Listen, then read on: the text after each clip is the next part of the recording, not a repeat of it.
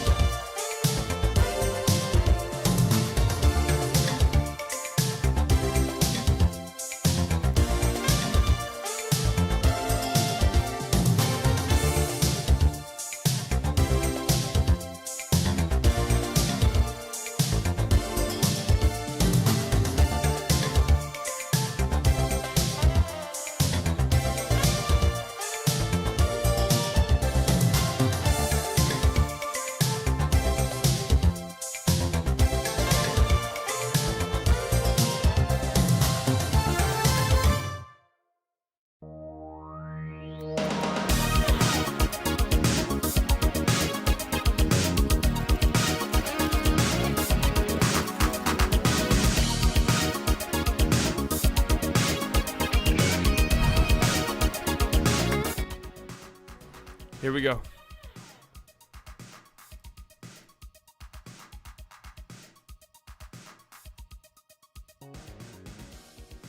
Here we go. Who won Thursday Night Football last night? That would be the Browns. I did tune into the end of that game. It was a snow game. Had to watch it. Kevin Love has played on the Timberwolves, Cavaliers, and Heat. Come on. Keep these easy ones coming. Come on. Jimmy Butler's played for the Heat, Bulls, Timberwolves, and 76ers. Come on. More questions like these, please. Which active NBA franchise has the fewest playoff wins? I'm going to guess Pelicans. Okay. Kings been around too long and have won in their old days. Where did Jimmy Butler play college? That would be Marquette. Why is this Jimmy Butler centric? Who just won American League Cy Young? Tariq Skubal? Hold on. Hold on. We're cooking. We are cooking. No bullshit college football. National League Cy Young. That was Chris Sale. Oh, my God. Okay. This might be the furthest we've gotten. No bullshit college football question. Oh, no. Which of these college football schools didn't win a national title in the 2000s? Fuck. Didn't all of these? Oh, my God. Which NBA franchise has the most playoff wins? It's got to be... Oh, shit. It's got to be the Celtics.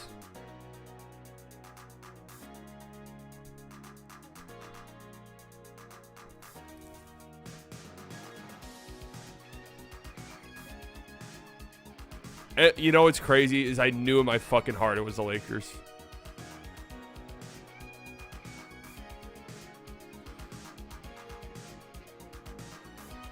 Behind the Lakers and Celtics, which NBA team has the most playoff wins? I would guess...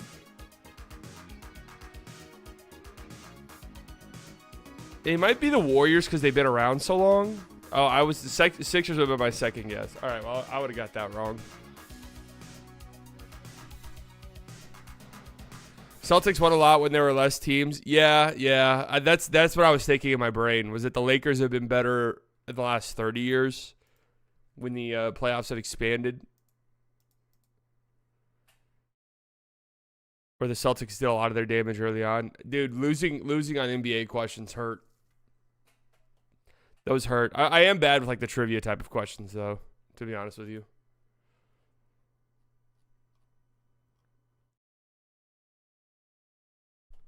So what do we got on today's stream? We are going to go over the Luka Doncic injury, a couple of games last night that I want to talk about, including my boy Franz Wagner. And you know what? Tyler with the $4.99. Good morning, OGs. 3 key things today. Lakers coaching and free throw shooting cost me a big bag. Uh-oh. LA -2. Ooh, that sucks. Living in Colorado, CU. We are here. 5-star quarterback, MFFL in Colorado. CU. Oh, Colorado University. Yes, sir.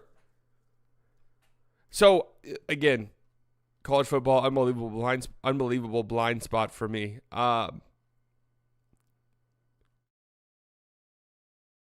Shedeur Sanders really might go number 1 overall. That's crazy. I knew he was good. I didn't realize he was that good. No? Oh, okay. Maybe I'm wrong. There was a Bleacher Report article I kind of wanted to look at. Trades every team should make. Didn't we already do that? No, it was like grading the biggest offseason signings. I want to read that article.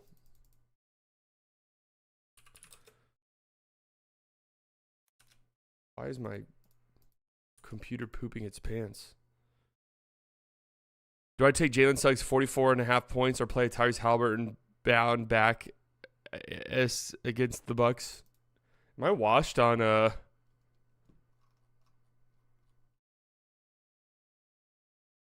bounce back? I don't know. I'm bad at gambling, bro. Why is this shitting his pants so badly?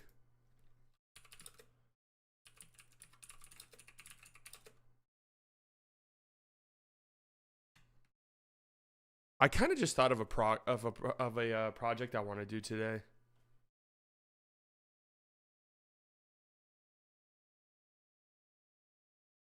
Kind of want to move my desktop, which is currently at a different place, to where I stream for the games. It just popped into my head. We'll see. Shedeur Travis probably not going first. Dion won't let them go to crap organizations. Yeah. That's what people always say. But if he goes first overall, you're telling me they're going to say no?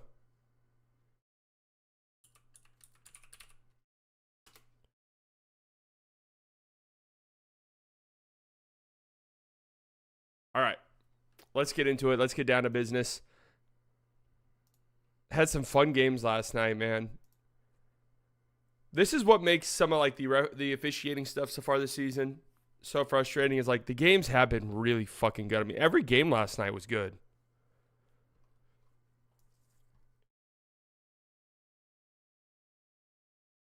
So last night, I watched the majority of the Pistons Hornets game. Caught the last quarter or so of the Timberwolves Raptors game. Caught again probably the last quarter or so of the Jazz Spurs game, and then watched pretty much all of this Magic Lakers game. Damn, they were all good. Naturally, the Pistons and Hornets game, you just kind of naturally knew that game would be unbelievably fun.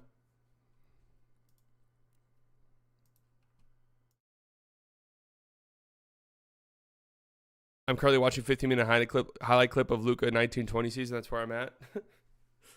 All right, let's get down to it. Good morning, folks. It is Friday, November 22nd, 9:44 a.m. Central Standard Time in the beautiful Dallas, Texas. We have quite a bit to go over today on Slightly Early. A few games from last night I want to touch on. A few moments from our guy Franz Wagner.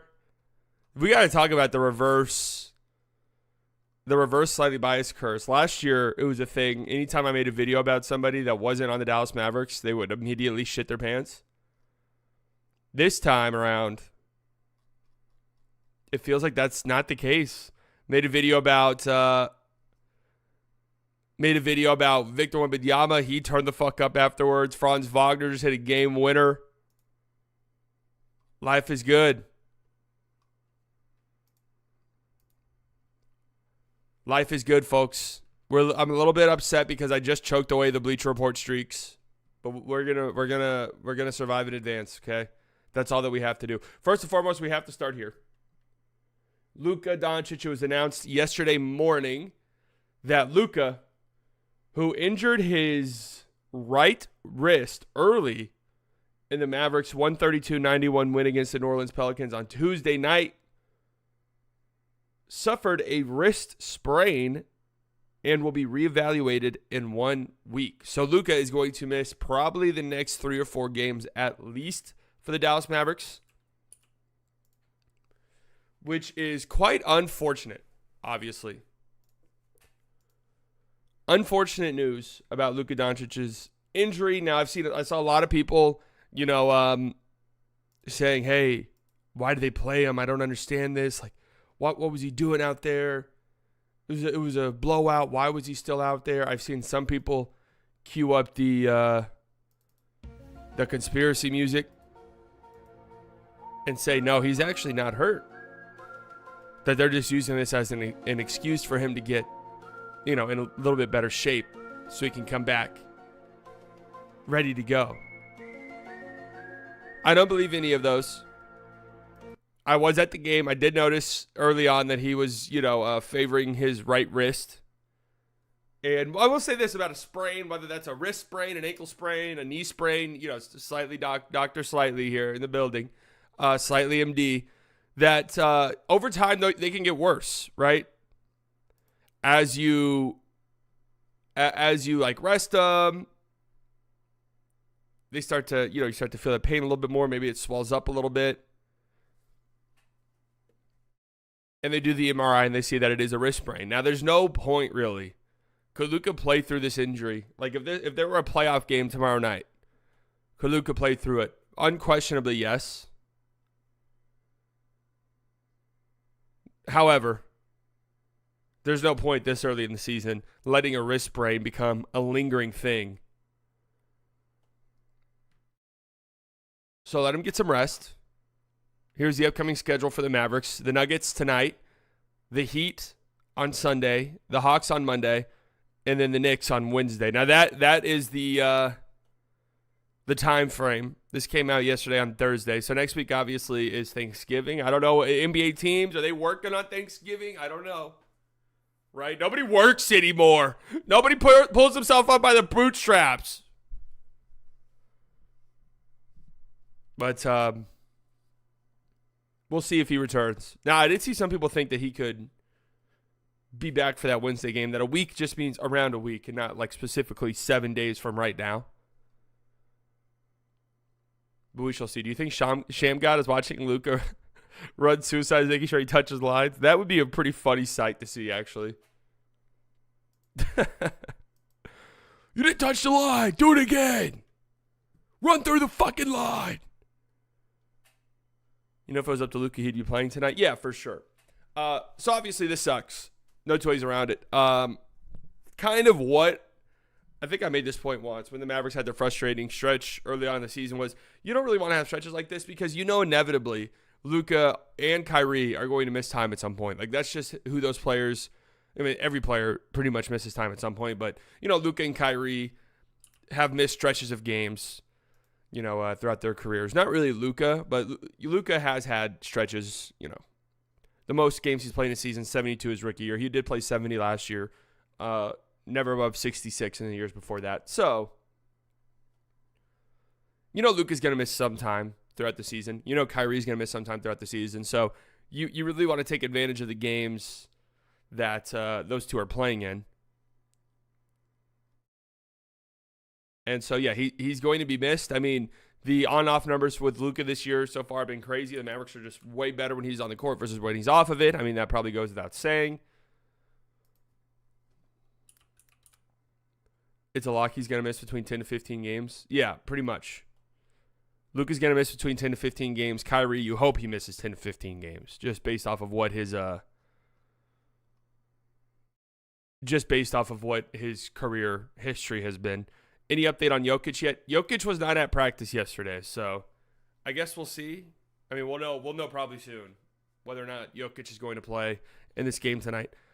Let him rest and get conditioned for a deep postseason run so he can come out in January, March and get hot. Yeah, I mean, so I've seen people say this is actually a good thing. I mean, I will never say it's a good thing when your star player is hurt and having to miss a week worth of time. I would never say it's a good thing. Did Jokic die? What the fuck is going on? His wife had a baby. That's all I know. That's all I've seen online. Now he's been out a while, so I do hope everything's all right.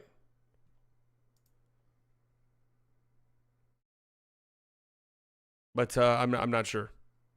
That's been what's been reported. They're saying triplets. Is that real? No way. Aren't Jokic's brothers twins?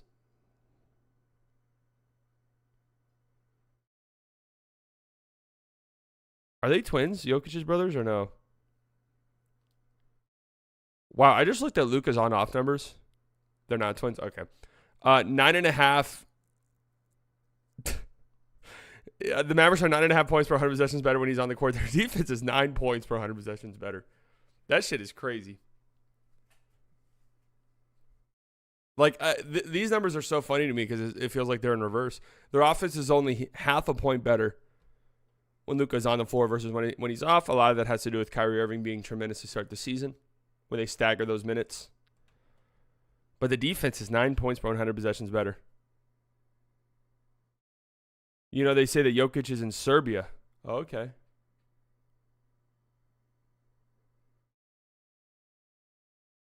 Post-dad Jokic is a terrifying thought. He always had a post-dad bump. There's always a post-dad bump. Well, he already has a child, doesn't he? Do you get the post-dad bump multiple times, or is it just the first time? Good morning, B. So anyways, I've seen people say this is a good thing. I would disagree. Could it maybe be a blessing in disguise? Because the reality is Luka hasn't looked, physically great so far to start the season. Whether that's he's dealing with a lingering leg problem, I'm not sure. That's a terrifying thought for me. Or whether he just wasn't in as great of shape as maybe we had hoped for. Whatever the case may be, Luka physically hasn't looked the greatest. And maybe this little time off here can help him, get right. I do think he looked great physically against the Pelicans, and that was after a game off.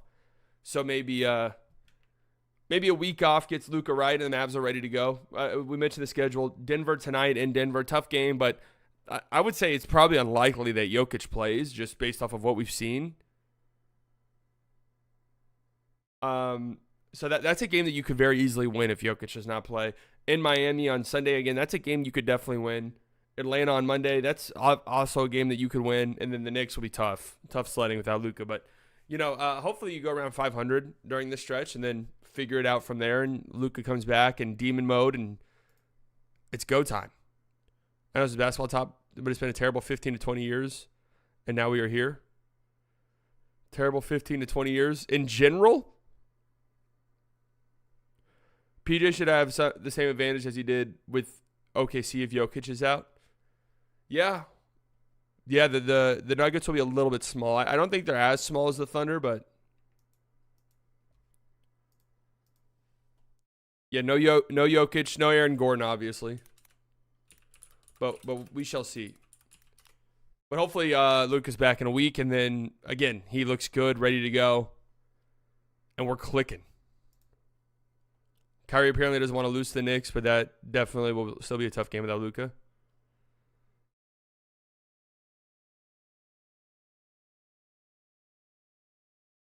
Get two, and I'm good. Bro, Denver is big. Porter 6'10", Sarge 6'10", Brown 6'6". Yeah, they play bigger than the Thunder, I think, even without Jokic.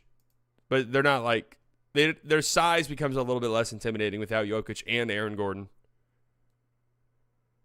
I don't know, man, having 3 months to come ready for perhaps his most important season of his career, and instead he takes it casually, kind of disgusting, but it is what it is. I mean, I don't know. Like, I haven't really gotten too much into these conversations this year because I don't know what the problem is. Whenever I went back and I watched all of the Luka offensive possessions, my main takeaway was I think he's just missing shots. Like, I think he's just missing shots we're accustomed to seeing him make. Because of that, teams are a little bit more comfortable with him shooting threes. Teams are a little bit more comfortable with him shooting long mid-range jumpers. So getting to the paint's a little bit more difficult, and things will open up a little bit once he starts making these shots. But maybe there is a conditioning problem. I mean, I don't know. Or a lingering injury problem. I would rather it be a conditioning problem. A lingering injury problem is fucking scary. He was working out this summer. I don't think he came unprepared. He just got hurt at the beginning of training camp. Yeah, that is true as well. He did miss pretty much the entirety of training camp. His touch on floaters is the main thing that's been concerning to me. Yeah, I mean, he has looked much better over the last week or so. Absolutely. Again, it's just like making shots. Luka was missing shots in the playoffs. It seemed like it was because of lingering injuries that were preventing him from getting enough lift. Yeah, the threes last year in the playoffs, you could tell, were very much because of the knee problems. Like you said, not getting enough lift on the shots. But this year, I'm not sure. I think he's just missing, man. And then he's just trying to overcompensate. What up, Aaron? But anyways, hopefully Luka comes back soon, and the Mavericks keep clicking. They've been really good. They've been really good over the last couple of weeks. His free throw rate is way down. Well, he's getting to the rim less. Will the knees still bleed when he comes back? Well, he had a few months off and his knees still bleed, so I'm assuming, yeah. What up, Philip? Salute.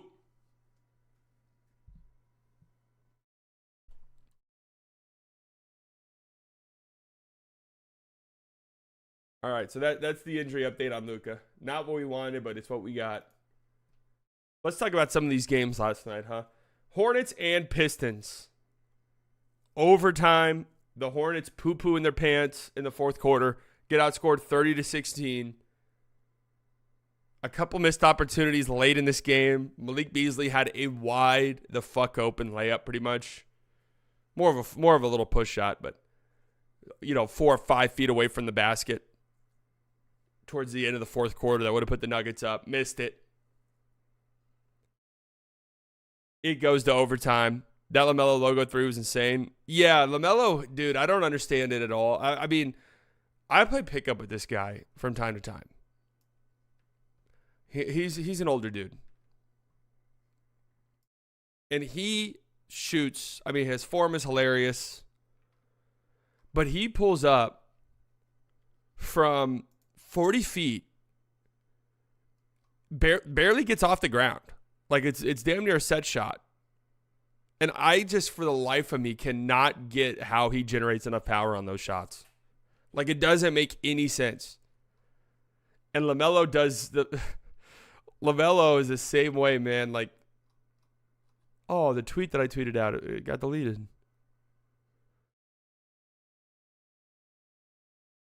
But yeah, LaMelo hit some crazy shots. He finished with 35 points in this game. He did end up fouling out, so he didn't even play in the overtime period. Only fouled out in 33 minutes. So LaMelo is still prone to things that make you go, what the fuck are you doing? But 35 points, 9 assists, 2 turnovers, and was just going nuts in the third quarter of this game. He takes over games in a way that is just super, super fun and exciting to watch.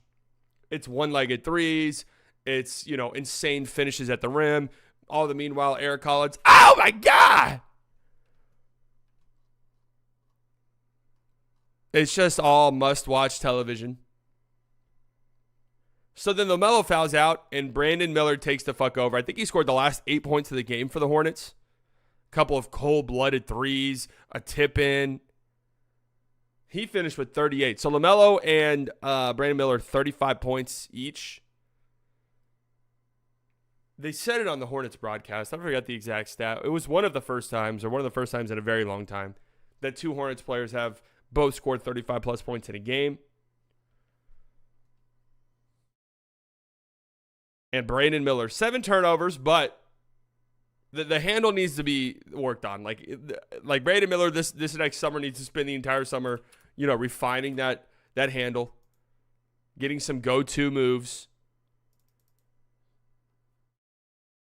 But he is a killer. He's had a slower start to the season, but he's an absolute killer, man. You just see it in his game. He does stuff that a young player probably shouldn't be doing. The Moose. Moussa Diabate. Look at this stat line. 1 point, 16 rebounds, 7 offensive rebounds. That's what it's all about right there. One of the best player-commentator duo. Probably the best ever. I personally love Eric Collins. Now, I can understand people not liking him, because it is kind of a lot. But I do absolutely enjoy his commentary. For the Pistons, oh, man. They fought back in this game. Fourth quarter, it was kind of funny because it was like the opposite of the Detroit Pistons. Usually the Detroit Pistons are the ones shitting themselves in the fourth quarter. This time they stormed back to force overtime. Tobias Harris was really good in this game. They needed it. They needed him to start knocking down some threes. Tim Hardaway Jr., 2 points. That's the Tim Hardaway Jr. experience. They got a bad Ivy game. This is one of the first, really bad Ivy games of the year. Cade. God, you guys know I love Cade. I really do. I don't know what to take away from his season so far. You look at the 27 points, 10 assists. He's putting up stats. But he is a turnover machine, 5 turnovers this game, and he was 9 of 26 from the field. Now, he did take a tough fall in this game and then had to come out, and I haven't seen any updates on him, so I don't know if there's an injury that we should be monitoring here. But so far this season, if you just look at the counting stats for Cade,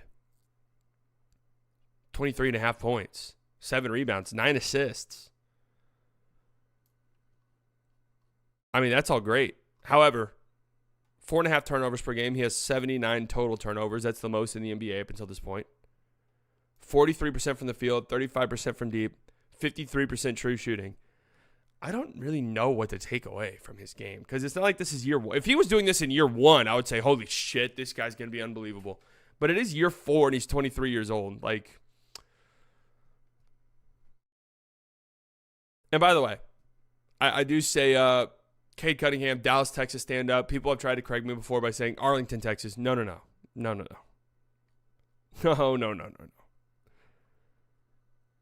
buddy. Absolutely not. Absolutely not. Arlington's part of Dallas. And if you live in Arlington, take it up with the fucking chief of police. But anyways, I don't really know what to make of Cade's start to the season. Because it's inefficient. He turns the ball over a ton. He just hasn't been that efficient of a scorer. He does a good job getting downhill and getting to the rim. He does. He's towards the top of the league when it comes to drives per game. But his finishing around the rim is, iffy. And his shot is just not where you really want it to be. Now we're going to get to the Timberwolves-Raptors game.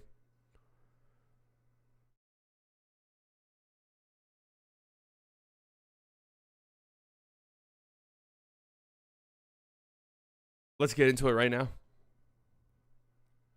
Dallas is owned by Houston. Cowboys lost to Texans. The Mavs lost to the Rockets. Nobody here thinks that nor cares. There is a Dallas and Houston rivalry. I have grown beyond it. As I've gotten older, I'm just like, dude, both of these cities honestly kind of suck, for being honest with you. More often than not, the arguments between Dallas and Houston really boil down to, dude, my traffic's worse. The weather here is shittier. No, the weather here is shittier. That's literally how the conversations go. Okay? Houston is basically like Dallas. More spread out. Traffic fucking sucks. Weather is worse. It's more hot and humid, and it smells like shit in the city. Okay? Full stop. Absolutely terrible. Terrible place. And I don't think Dallas is a great place either, if I'm being honest with you. Will we ever get slightly March Madness? We did try to stream March Madness once. It's just, it's such a blind spot. If they put them on playback, I would love that. If they put them on playback, that would be fun.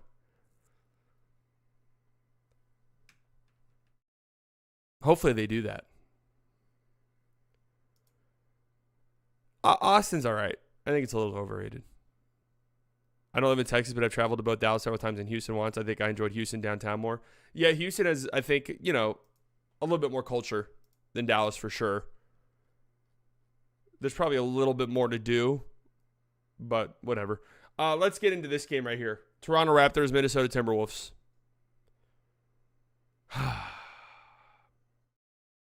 This game right here. The final 5 minutes of this game. So bad. So bad for the Minnesota Timberwolves. And just a microcosm of all of the things that have gone wrong for them so far this season. Let's just briefly look. Julius Randle, 23 points. He's involved. We'll talk about him here in a second. Rudy Gobert, he's involved. We'll talk about him here in a second.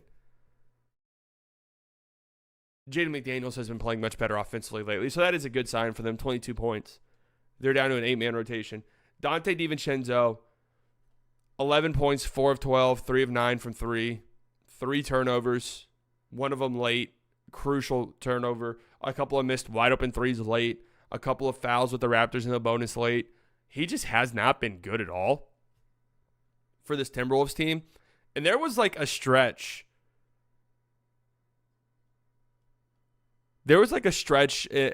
After this trade was made a little bit before the season started where people were like talking themselves into both sides and then were inevitably like, yo, this might be the Dante DiVincenzo trade. Like, fuck Cat. Like, this might be the Dante DiVincenzo trade. When it's all said and done, he fits like this team like a glove. And in theory, he did. This guy who could come off the bench for them or even start at times. But a guy who could come off the bench for them, hit threes, play great defense alongside Anthony Edwards. Like, it really did make so much sense. The Julius Randle fit, we always knew was going to be a little bit wonky. But the Dante DiVincenzo fit was supposed to make a lot of sense. And he just has not played well at all. And it does kind of...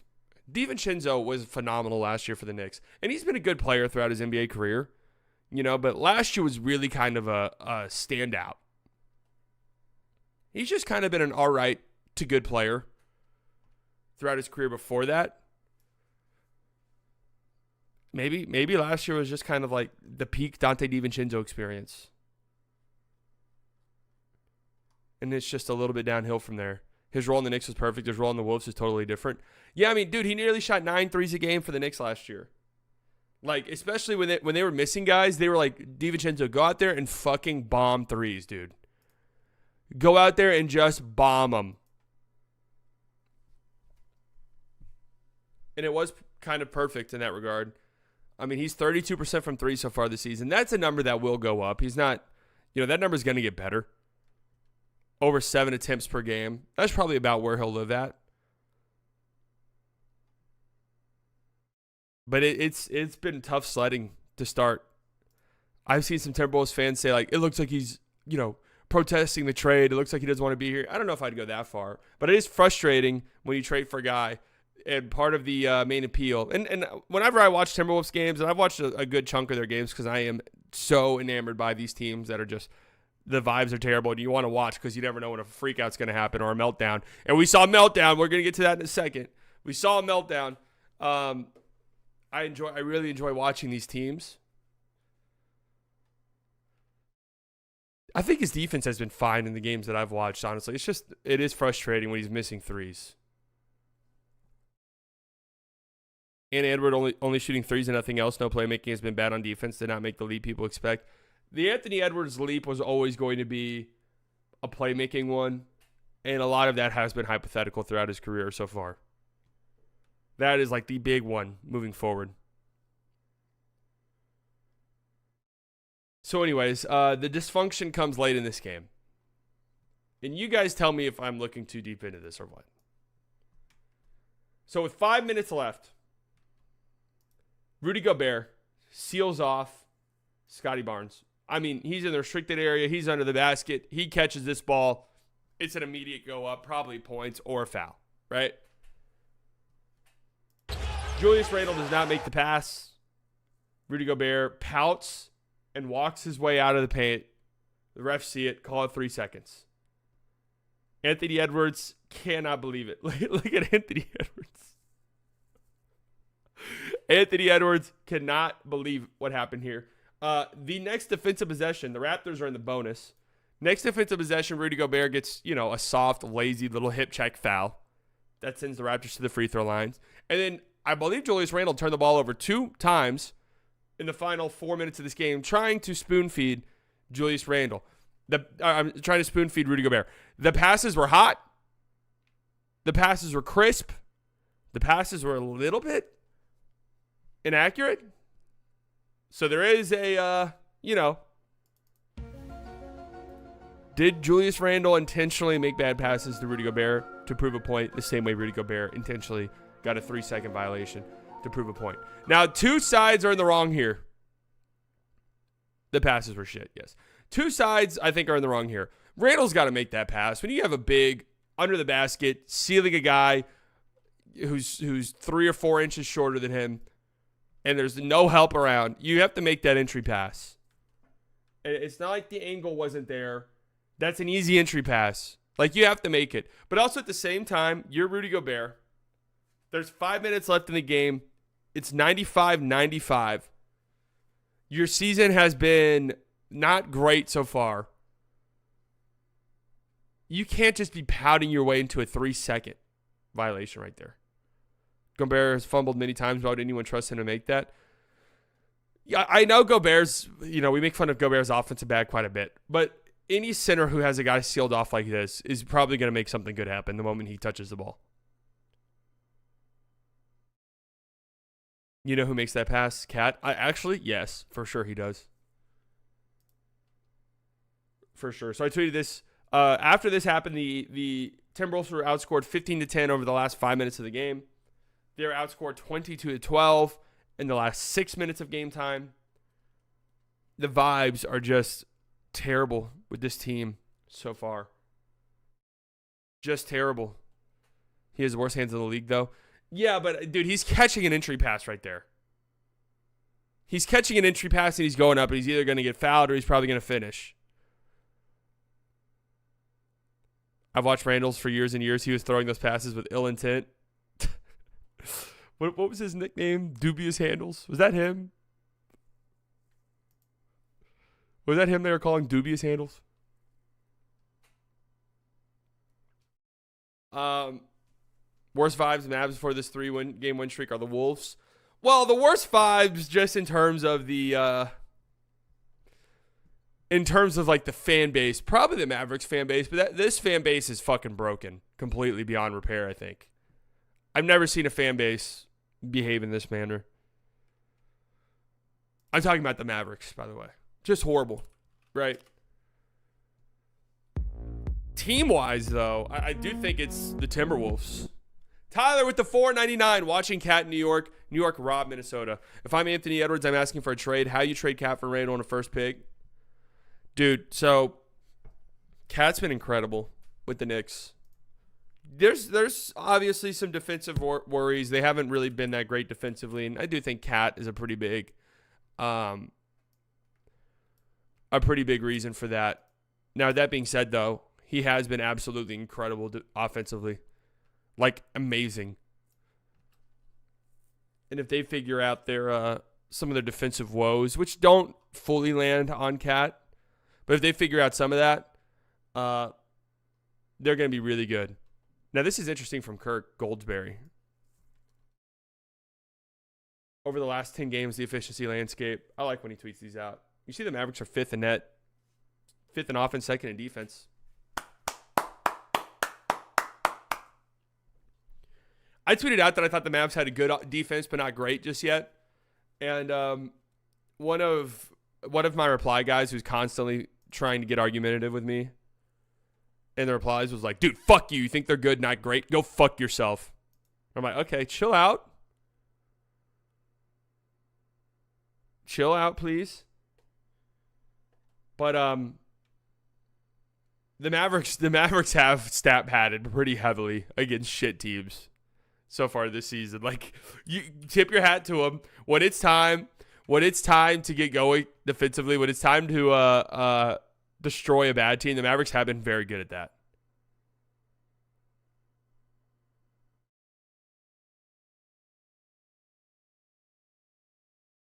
But the Timberwolves have just kind of been a mediocre team, advanced stats wise. So when you ask me who the vibe's been worse for, this is a long-winded answer. But the Mavericks, you could look at their advanced numbers and be like, okay, we know that this is really frustrating. They haven't won as many games as we have hoped for.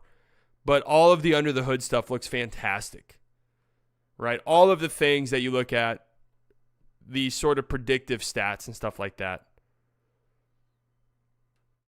have been really, really good.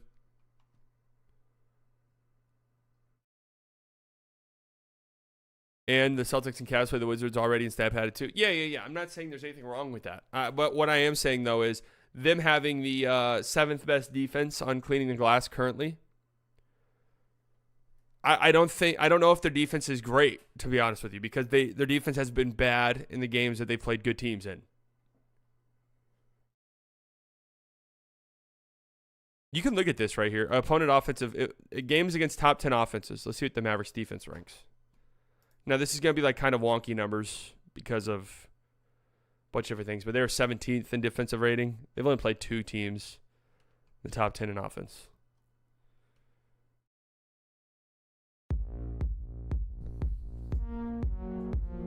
Aaron, with the 1 month from the Slight Delusional Club, I want to give a quick shout out to Jamal Mosley, the Orlando Magic. But the under the hood numbers do not look very good for the Timberwolves, is basically the point that I want to get at. Or at least, you look at the under the hood numbers for some teams that are struggling, you're like, all right, they're going to figure it out. You look at it for Minnesota, and it's like, I'm not sure.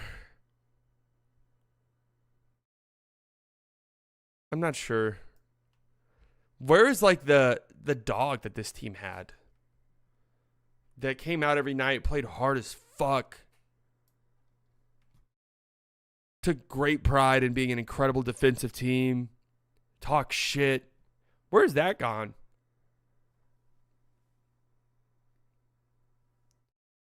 Cat? Like, how was that guy? I mean, that's hilarious if it was Cat. You want to know, they obviously missed Cat. I really think they missed Kyle Anderson quite a bit as well. They missed just that, like, stabilizing presence off the bench, the vet, the guy who could just, handle the ball. Smart player. Became unplayable in the playoffs, obviously, but throughout a regular season, 82-game schedule, those guys are really important. Yeah, and Mike Conley hasn't been great to start this year either. I'm a little bit concerned about him. Shout out to the Raptors, though. They are a very fun tanking team. 4-12, but they've been, they play in competitive games. RJ Barrett with 31 points. He's been really solid to start the season. That was his 5th 30-point game this season. He had an alley-oop towards the end of this game that damn near broke the sound barrier. I mean, it was so loud there. It was awesome. And their court fucking rules.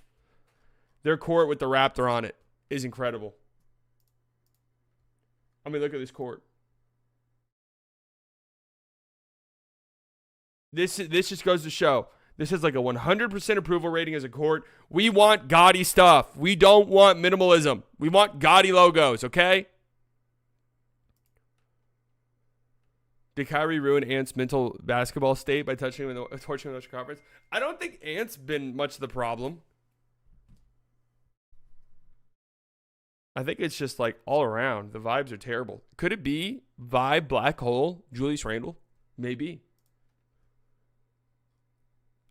Maybe. The Spurs get... We're going to talk about the Spurs here in a little bit, I'm imagining, because we're going to look at a Bleacher Report article where we look at report grades for NBA's top players on new teams. I'm just going to assume Chris Paul is in that mix. Dude, okay. So, I've been vocal that Chris Paul is just kind of an annoying player to me at times because he's, kind of dirty. He pulls off all these antics that are very annoying. But you cannot deny that he's a very, very good basketball player, an incredible basketball player, and an incredible leader. Everywhere he goes, adopts a winning mentality immediately. Everywhere that he's been in his career. He turned a New Orleans, then Hornets team that was pretty much nothing in their short franchise's history up until that point. He turned them into a very competitive Western Conference team. He goes to the Clippers, turns them into a very competitive Western Conference team. Goes to the Rockets. They were already a competitive Western Conference team, but he helps out. Goes to the Thunder, a team that was widely regarded as a tanking team, rebuilding team. They traded away They lost Paul George, traded away Russell Westbrook. Or I guess they traded away Paul George as well. They go to the play-in. Then he gets traded to the Suns. Suns hadn't made the playoffs in how many years up until that point? They go to the finals immediately. Then Warriors. The Warriors doesn't feel like it happened. The Warriors season does not feel like it happened. But then he goes to the Spurs team. The Spurs are 8-8. They're winning games without Victor Wembanyama. Chris Paul, 13 points, 10 assists. It's just anytime they need a big shot, Chris Paul's obviously not a guy who's going to shoot 20 times, but anytime they need a big shot or just like a 3 or 4 minute stretch where they just need a stabilizing presence, Chris Paul is there to save the day. And yeah, I don't think it's a coincidence that Stephon Castle looks as incredible as he does. So I've been saying about the draft class, this past draft class. Everyone's like, oh, this draft class has like good players in it. Well, every fucking draft class has good players in it. Like, every draft class is going to have good players in it. The thing behind this draft class and why it looks, kind of rough is that you look around and it's like, are any of these guys going to be stars? It's kind of rare for a draft class to not have 1 or 2 stars. So just with that in mind.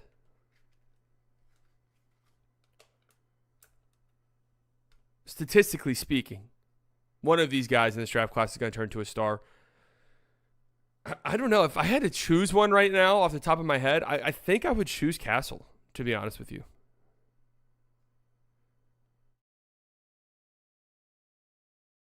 I think Castle would be my choice.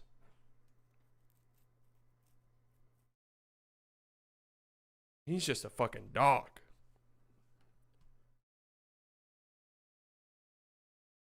The shot has to get there, though. Everything else is good. So anyways, an impressive win for the Spurs. The Jazz lose. Keontae George turned it around later in this game, but it was rough. It was a little bit rough. I know these things take time, but it's so funny. Like 4 games into the season, everyone was like, well, the Spurs suck and Chris Paul's terrible. The leap is not coming. Yeah. I mean, that's early season stuff, man.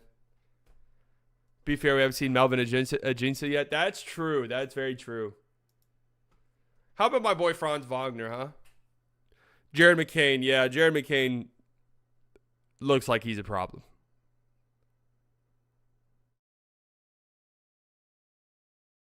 I did see that Keontae George carry, yeah. I mean, CP3 does look old. But the grandpa just makes it happen, man. The grandpa just makes it happen. Nikola Topic could be really good when he comes back healthy. Yeah, Topic, absolutely.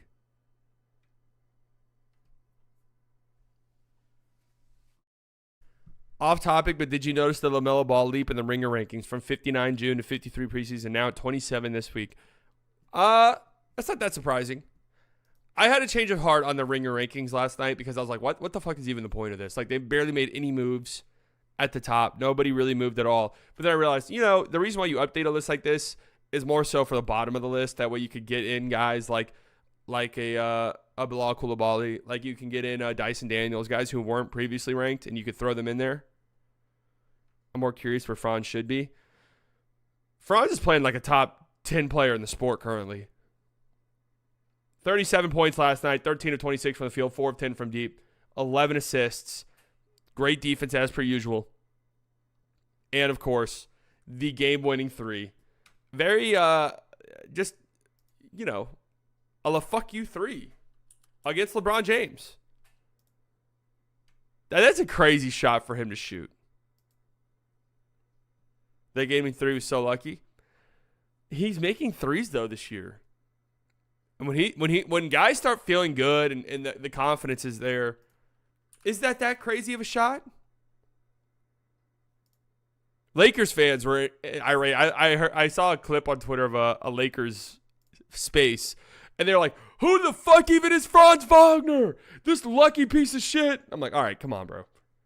I get getting gamed. I mean, that was a tough house shot. If he misses that shot, everyone's saying, what in the hell was that? You only needed a 2, a step back 3 from 30 feet away. First and foremost, look how much ground he covers on the step back. That's a lot of space.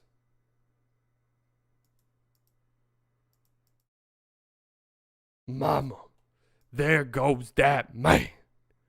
Woo! Solid defense by Reddish. Yeah, I mean, solid. Good D, better O. The Lakers ruined an AD masterclass, man. They are for sure a playing team this year, right? It was an AD masterclass, but he did have some very, very crucial missed free throws down the stretch. The entire Lakers team did. I'm just, so if you remember, when it came to this Lakers team, they're 10-5 currently. But when it came to this Lakers team, I said, before the season started, I said, this team's like, what was one of my takes? That this team had a better chance of making the conference finals than the Nuggets? That was my take whenever I was just really bored and throwing shit at the wall. Then I walked that back. I walked that back before the season started, and I said, yeah, I don't think so. This team, the depth just isn't good enough. Then, a few games into the season, they start the season 3-0, obviously. I walked back my walk back. I said, no, I'm walking back my walk back. They're good.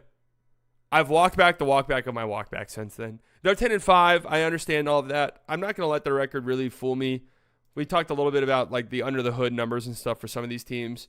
And the Lakers are a team where, they're 10-5. But you look at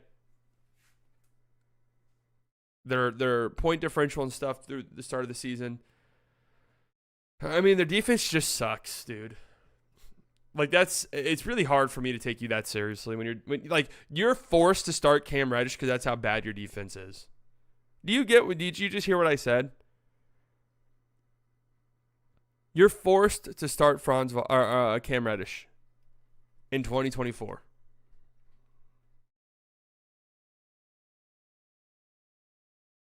Their defense just ain't cutting it. Their depth is a huge problem. And their guard play, I mean, D'Lo, we know on any given night, who knows what the fuck you're getting out of D'Angelo Russell. But Austin Reeves has been struggling lately as well. So, I don't know. I still think that they're going to make a trade at some point in the season. You have to. If you're the Lakers, you owe it to LeBron, who still looks great at this age. You owe it to AD, who's having a tremendous season so far. You owe it to those guys to make a push around the trade deadline. So they'll do something. And they're 10-5. It's not like they're, like they've started the season well. Lakers could get Tari Eason somehow, they'd be crazy. Every team wants Tari Eason. I saw a Thunder guy on Twitter who was like, yo, Ousmane Dieng and maybe a pick for Toumani Camara. Make it happen. It's like, man, I can't wait for the trade deadline. I love this type of shit. Yeah, Toumani Camara is a much better player than Ousmane Dieng. Let's just go get him. Straight up. You see that D'Lo's interested in joining the Lithuanian national team? Is that real?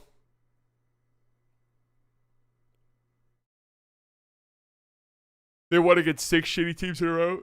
The Lakers' schedule hasn't been very good so far. Eating up the piggy slop. I love it. I only love it around the trade deadline. I really do hate it any other time of the year. I hate when people send me fucking fanspos. My least favorite one is when people send me fanspos in like March. It's like, dude, the trade deadline's behind us. You want me to immediately look towards the summer? Fanspo, Mavs fans, Maxey and Hardy for Tari Eason, make it happen. The Cam Johnson ones have been funny. Cam Johnson might fuck around and be like the hottest commodity at the trade deadline.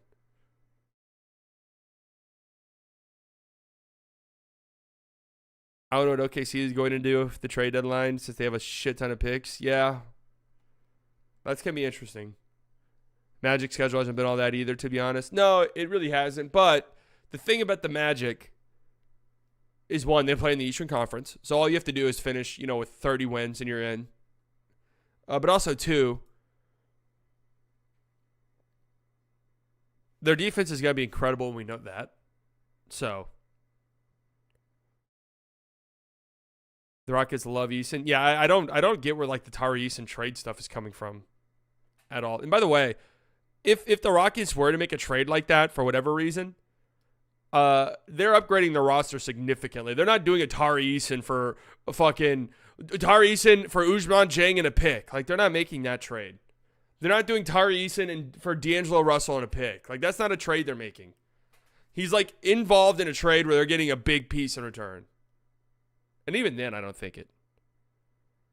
I know you had an evil ass grin on your face when Franz made that bucket. No, I knew he was making that shit. I'm telling you guys, I've had a reverse thing going on.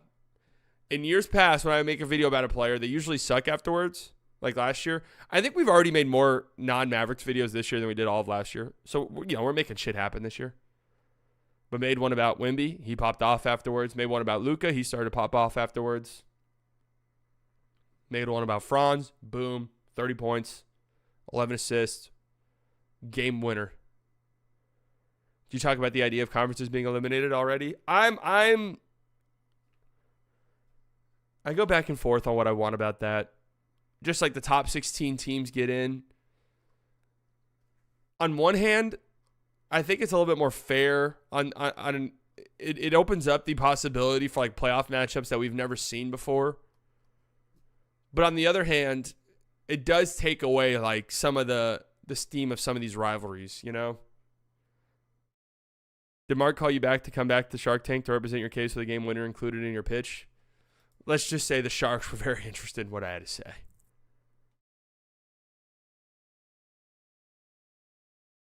Oh, I made a video about the Rockets and they've been popping off lately. What do you think the keys to tonight's game is? Mavs game? It really depends on if Jokic is playing. If Jokic doesn't play, you have to win. If Jokic plays, you just got to go out there and have fun. Daniel Jones got released? What the hell? Damn. Something must have happened behind closed doors there.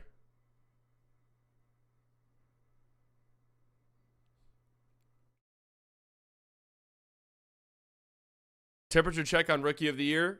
Man, who would it go to? I mean, Jared McCain, obviously, right? But Dalton Connect's gonna make a push. Dalton Connect's gonna make a push. I think Stephon Castle's gonna have a really solid argument by the end of the season. But right now, I would say it's those three. Wow, currently on FanDuel, Jared McCain's the favorite. Dalton Connect, number 2. Stephon Castle's 5th, behind Edie, Bub Carrington, and Ricochet. That's pretty juicy.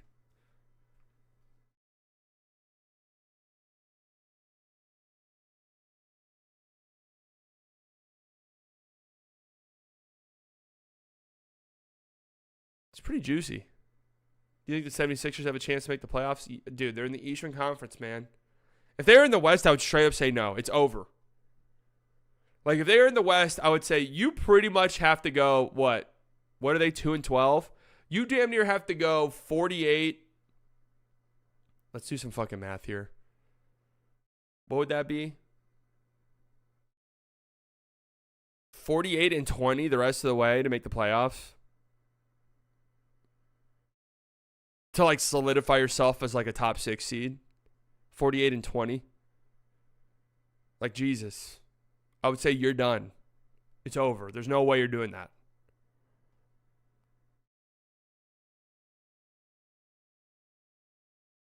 So he likes everyone, not just the Mavericks. Well, I mean, I'm a Mavericks fan, but Radiant. We talked about the Mavs a little bit at the earlier in the stream. Before we get into tonight's slate of games, I do want to look at this article real quick. Bleacher Report. React content.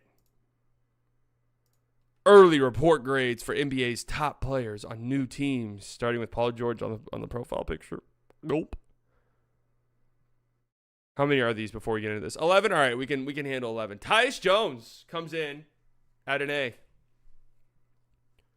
NBA's top players on new teams. Tyus Jones comes in at an A. Yeah, he's been great. $3 million. I mean, what the fuck?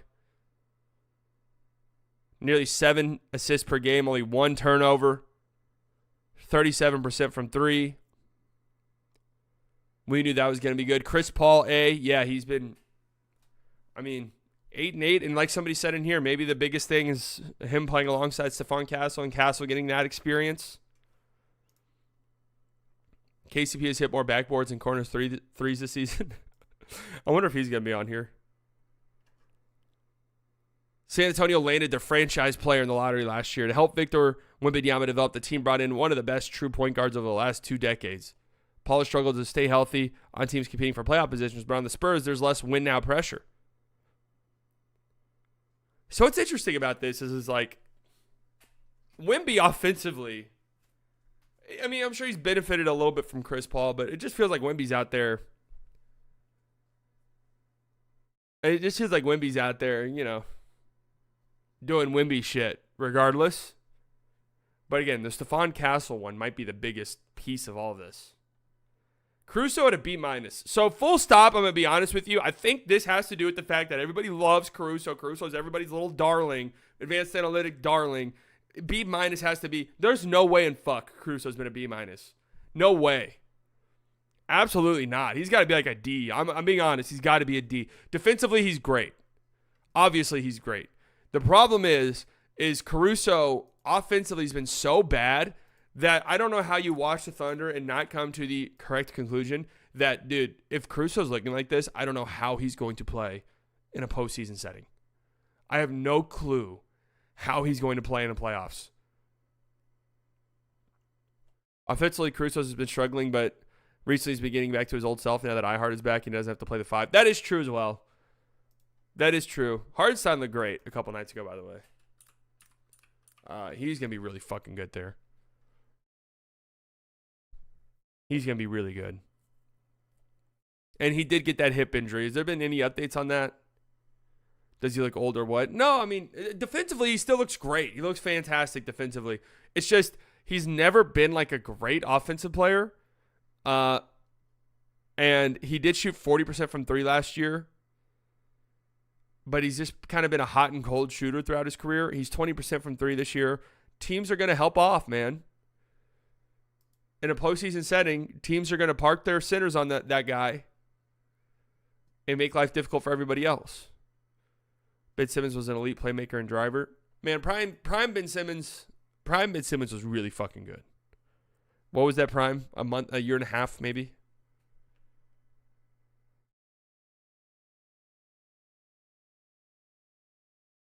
Caruso is an enigma. 97th percentile defensive EPM, but 6th percentile in offensive EPM.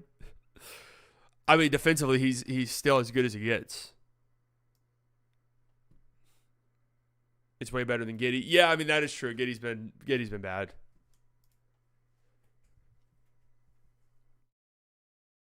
Prime Ben Simmons is another thing that Embiid ruined. I don't think you can blame Embiid for that one. Maybe Doc Rivers. So I don't know. B minus is too friendly towards Caruso. They have Josh Giddey at a B. Wow. Okay.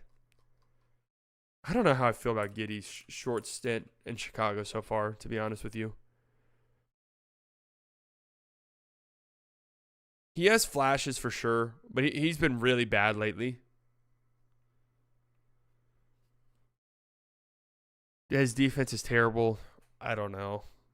I don't know what the fuck you do with Josh. I mean, what do you do with Josh Giddey? He's a free agent at the end of the season. Like, what does his contract look like? I wonder. Is he going to be a mid-level guy? Or does a team, like, talk themselves into it?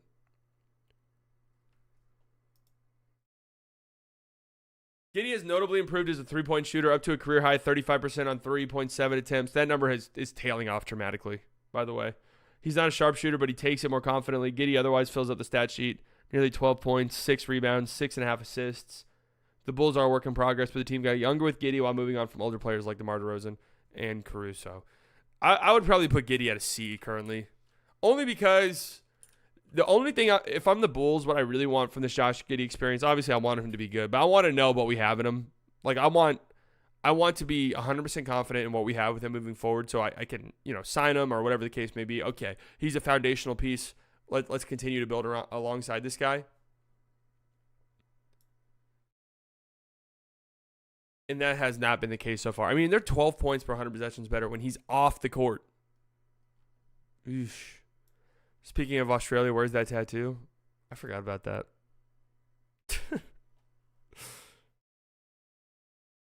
Now, I will say about the tattoo is he never actually reached the stats that we laid out.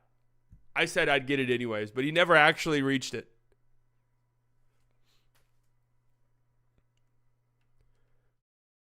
Kobe, Giddey, Levine is beyond redundant. You can't have 3 ball-dominant guys who suck on defense. Yeah, maybe Giddey looks different if they ever do find the Zach LaVine partner.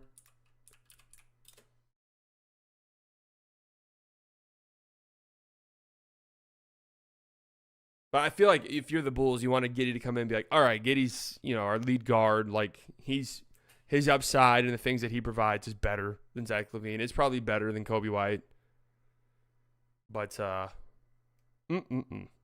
that's not been the case. DeMar DeRozan, A-. Yeah, I think this is an A. DeMar's been great. DeMar has been fantastic. He's back tonight, right? No pun intended. Had a back problem. Will be returning. But yeah, DeMar's been awesome. He's been awesome down the stretch of games for them. Was worried about the spacing and stuff like that. And we'll see how that plays out over the course of the season, especially with Keegan Murray not hitting threes. Giddey will probably only be good if he's in one franchise for a long time and knows the system in and out. I mean, I don't think you can be as shit of a defender as Giddey without being like an unbelievable offensive player, and he's not an unbelievable offensive player. That's the problem. Giddey's bottom 1 in defensive EPM. Yeesh. That's not what you want. That is not what you want. But DeMar DeRozan spacing the floor to 40% clip from 3. Yeah, 2 attempts per game is not spacing the floor, really. How did my sweet prince that wake up this morning? Struggling. I woke up just so comfortable in bed. You guys know that? Just so comfortable. Did not want to leave it. What do you predict Randall and Cat's grades are going to be? I think Cat should be an A. I'd go A-. No, I'd just go straight up A. Randall, I'd go C.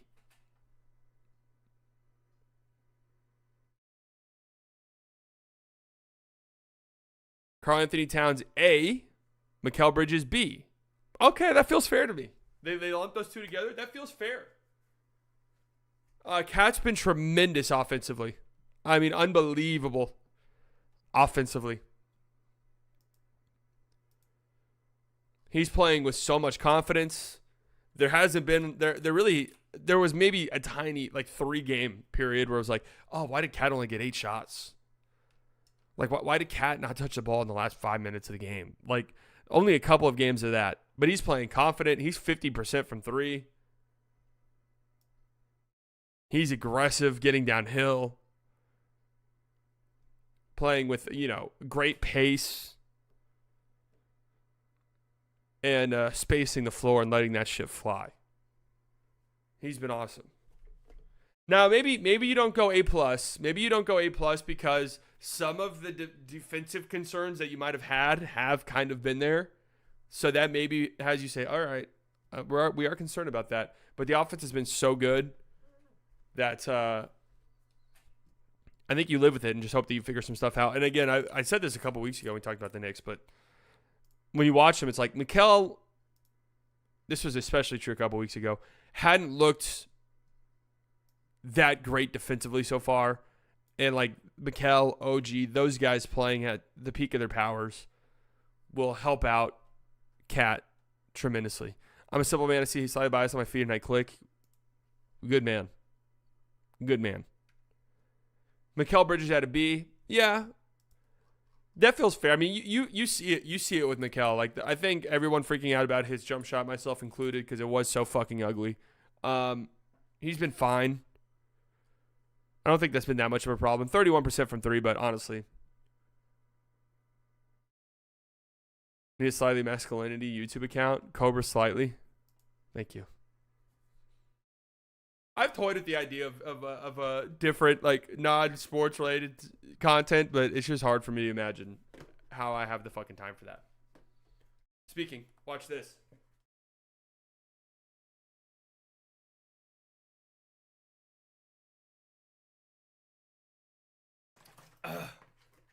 Just chug some water for those listening on Spotify. That was probably a great listening experience right there. That was probably a great listening experience for those people on Spotify listening to this currently. Just chug some water. Mikal had a good season outside of above the break threes. Best corner three-point shooter in mid-range. Yeah, he's been really good at every other asset offensively. Every other aspect of offense. He's just a nice little release valve for Cat and Jalen Brunson offensively. I see the vision with him 100%. 38 minutes per game, though. Come on, Tibbs. Come on. How's your day, Unc? Well, it just started. But so far, so good.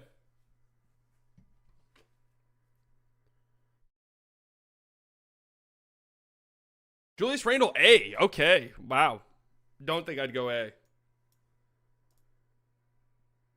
Randle's buzzer beater game winner over the Phoenix Suns was a major moment for the still adjusting Minnesota Timberwolves after Karl-Anthony Towns trade.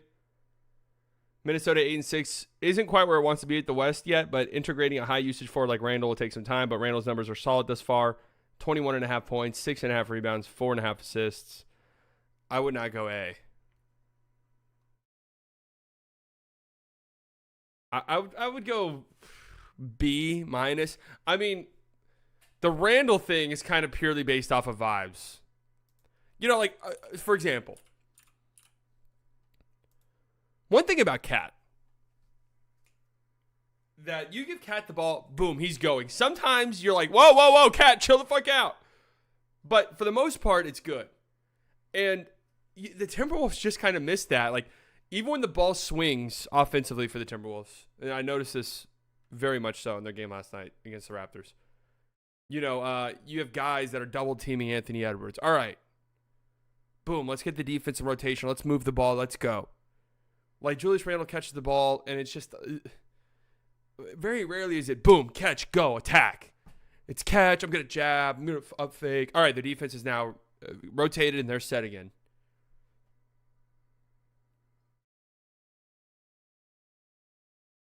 Randle performance B minus and Randle vibes F. I think we're just lumping the vibes on the bad vibes just totally on Julius Randle. But yeah, he has been fine though. The up-ball fall off from Randle to Cat has also been kind of clear. Yeah, and I mean they're still working out the kinks of all of this stuff, so I think they'll be fine. But I would not go A. KCP C plus. I feel like this is being generous as well. I think like what you bring in KCP to like, you bring in KCP to be like this veteran presence who's gonna be a dog defensively, but also just knock down threes. And he's 22% from three, so I think even a C right here is pretty generous. Perhaps it's the injury to the team's best player, Paolo, or that Caldwell Pope is less efficient without a star like Nikola Jokic or LeBron James, but KCP is averaging just 7 points a game while shooting 22% from three. I don't know how you can give that a C+, to be honest with you. That sounds like a D. But they've been pretty generous with some of these.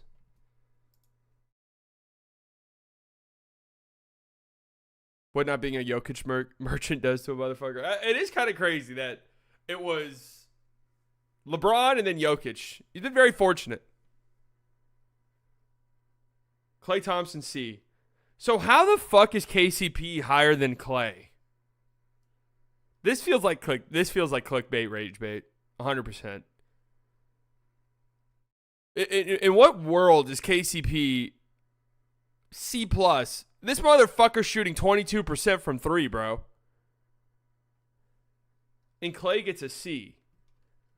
I mean, okay. I think C is harsh. Like, honestly, I'd probably go like B minus. And Klay's been fine, I think. First and foremost, when it comes to Klay, historically a slow starter. But here's one thing for certain, and this is very apparent when you watch the games. The Mavs offensively are just much better when Klay's on the court. He does exactly what they brought him in to do. He spaces the floor. He makes life easier for the Mavs' two main guys. His spacing helps tremendously. And he's 37% from three, which, you know, isn't like elite. But KCP shooting 22. I wouldn't put Klay as an A. C plus maybe. I'd be like, all right, but him being lower than KCP, like what? Still can't leave me open. Let's see what they said, actually. The NBA is a results business, and the Mavericks have not been very good to start the season. The team has won 3 straight to climb to 8-7, but star Luka Doncic is dealing with a sprained wrist. You gave Julius Randle an A. And they're 8-6. Now 8-7 as well.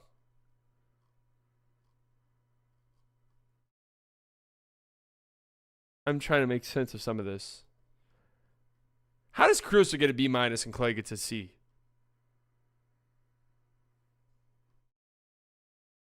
The team added Thompson, adds shooting, and he's been averaged at 37% from behind the arc. That's a far cry from his career number of 41%. Thompson is giving Dallas 14 points a game, his low since his rookie season, while shooting 39% overall, a career low. He's also a lot slower defensively than in his prime when he could take on an opponent's best scorer. The Mavs have a lot of basketball to play, but the Thompson acquisition hasn't made the team look better than last year's entry that advanced to NBA Finals. Oh, this is a trash article. This might be AI. Eric Pincus.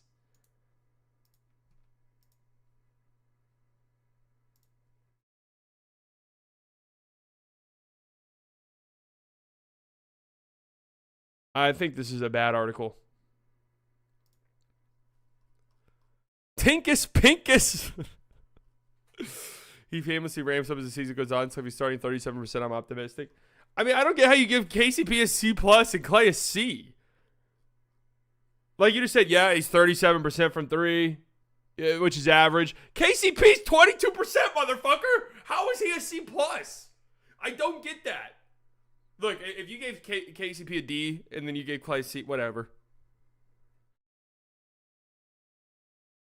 But then also, he's acting like the Mavericks are like fucking 4-12. 4-12, and like the season looks lost already. Paul George D. All right, I can get behind that. I can get behind Paul George being a D. Dude, so we already talked about the leak situation and the team meeting stuff. Paul George runs to his podcast to clickbait that whole situation for views. You guys, I can't put into words how thankful I am that my team does not have my team does not have a player who podcasts like that. Now, I'm all for podcasting. I've infamously said, I think, when everyone's like, not everyone should have a mic, that common thing people say about podcasts. I disagree. Everybody make a fucking podcast. It's cathartic. But, man, I'm happy my players don't have any. Like, I'm just trying to imagine how it feels after a tough loss or, whatever. Then seeing your guy talk about the next day, yeah, we tried. I've never even listened to it. Is it good podcasts? Micah Parsons has a podcast. And it is, God, it's so annoying. It is so annoying anytime I see that shit pop up on Monday after the Cowboys poop-eat and pee-peed in their pants the day before. And Micah Parsons is on Twitter talking some stupid shit. Philadelphia 76ers took a gamble on maxing out Paul George. So what would be most concerning to me for this is you gave Paul George, 4 years, right? You gave Paul George the 4-year max contract. Okay. Are the final couple of years of that probably going to be bad? Probably. Like the final 2 years will probably be pretty bad of that deal.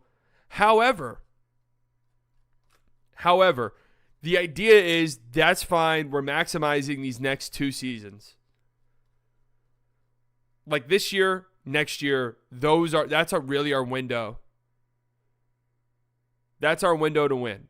So if we win and we, make a finals run in those next 2 years, then the final 2 years might be worth it. However, if your team is cooked this year, Paul George is dealing with injuries, hasn't really looked that great when he has played. That's year one. Oh.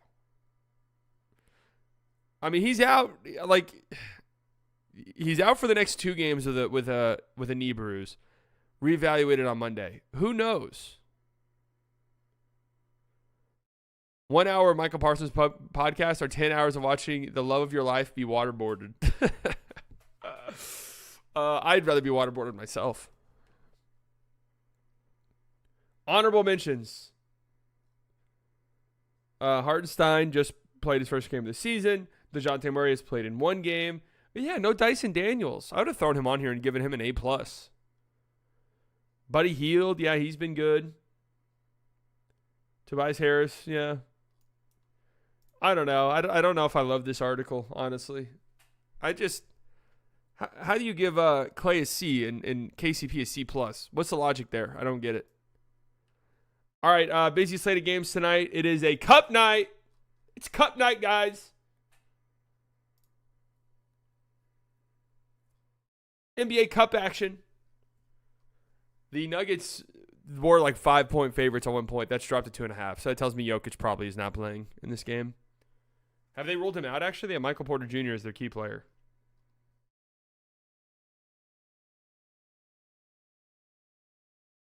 Everyone wear your cups tonight. Absolutely. Everybody, make sure you wear your cups.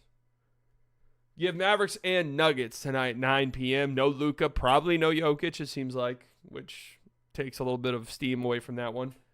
Nets and Sixers. That shit's probably going to be must-watch television, actually. Nets Sixers actually is probably going to be must-watch TV.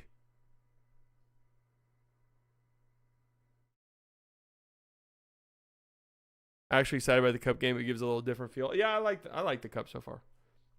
Celtics and Wizards. The Celtics are 16.5-point favorites there. Warriors and Pelicans. Warriors 10.5-point favorites. That should probably be higher. Pelicans have lost like 3 games in a row by 30 points.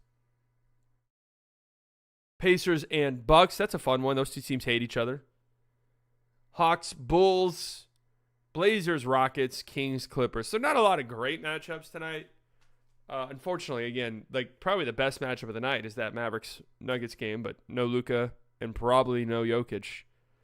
So that does definitely take away some of the steam there. But either way, it's cup night. Put your cups on, play some Cuphead, get your cups out. I mean, whatever you got to do to prepare. If you're listening to this on Spotify, leave a 5-star review. I love you. No, my Hornets don't play tonight. 76ers Memphis game was the most sad NBA game I've watched in a while. Oh, man. Have 2 girls with you in your cup? Wow. Blast from the past right there. And a blast from the past I did not want. All right, folks, that's going to do it for me. I kind of want to work on a video, but I'm not sure it's going to be ready by the end of the day. Hopefully it will be. If you see it drop, you know what to do. Gas that bitch up. Gas that bitch up.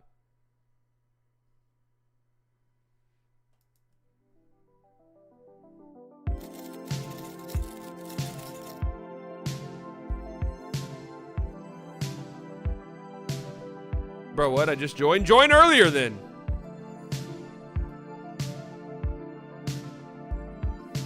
All right, folks, thank you all for tuning in. All of the OGs, you guys know I love you very much. Could have spent your Friday morning anywhere in the world. You decided to spend it here. Next week is Thanksgiving. So I'm not sure what the schedule for Slightly Early is going to be. Probably will not stream on that Friday. Maybe we do Monday, Tuesday, Wednesday next week. But yes, we'll be live on Playback tonight for the games. Playback.tv/SlightlyBiased. Donations, members, thank you guys so much. You never have to do that, but it helps me out tremendously. Makes me feel so good. New subscribers, I promise you guys not regret it.